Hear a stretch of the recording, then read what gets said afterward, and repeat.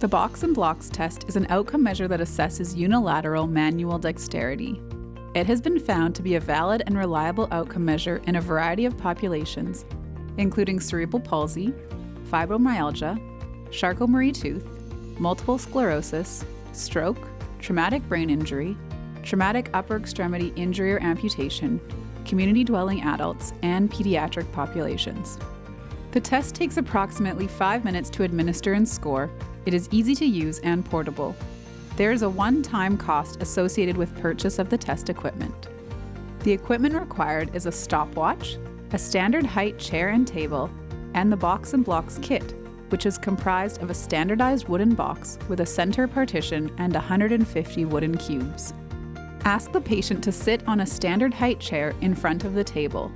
Place the box on the table oriented lengthwise along the edge and in front of the patient's midline. Place the compartment with the 150 blocks on the same side as the hand being tested.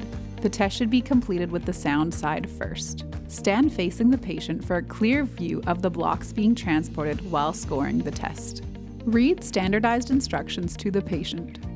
I want to see how quickly you can pick up one block at a time with your left hand, carry it to the other side of the box, and drop it.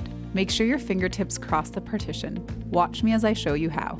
If 2 blocks are picked up at a time, they will count as 1. If a block is dropped on the floor or table after being carried across the partition, it will still count, so do not worry about picking it up. If the blocks are tossed without the fingertips crossing the partition, they will not be counted. The patient will have 15 seconds to practice. During the practice time, correct any mistakes that are made. Notify the patient that the test lasts for 1 minute and will be performed twice with each hand. Instruct the patient to place their hands on the side of the box. Reiterate that the goal is to work as quickly as they can.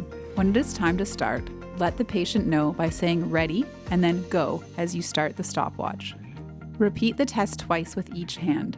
Change the position of the blocks so they are on the same side as the hand being tested.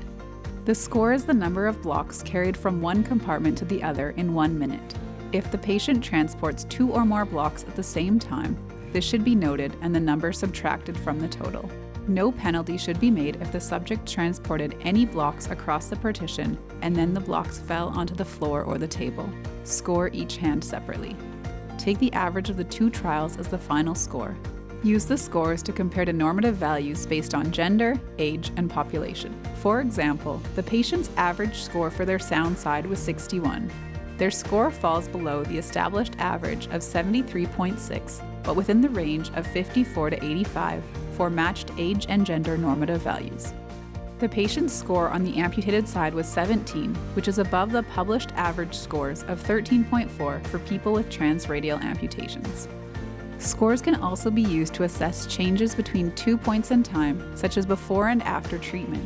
Following the above example, the patient scored 8 with her affected side using her old prosthesis, and 17 with the new prosthesis, showing an improvement in scores of 9.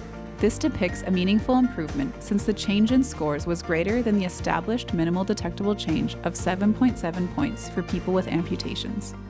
Discuss the scores with the patient and how this relates to their treatment. Provide the patient a copy of the results, including any prior scores they may have. Please refer to the summary sheet for additional information about psychometrics and interpretability for different populations.